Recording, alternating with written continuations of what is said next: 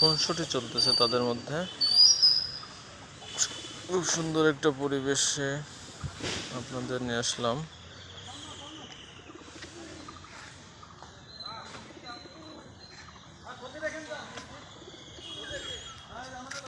পুরো পরিবেশটা দেখেন, খুব সুন্দর।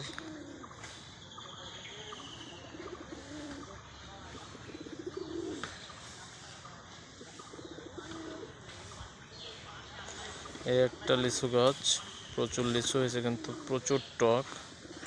এই যে কাঁঠাল গাছ, ভর্তি কাঁঠাল।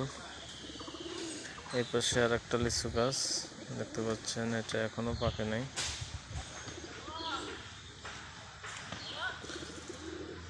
ভিউয়ার্স, সুন্দর একটা পরিবেশ আপনাদের দেখালাম।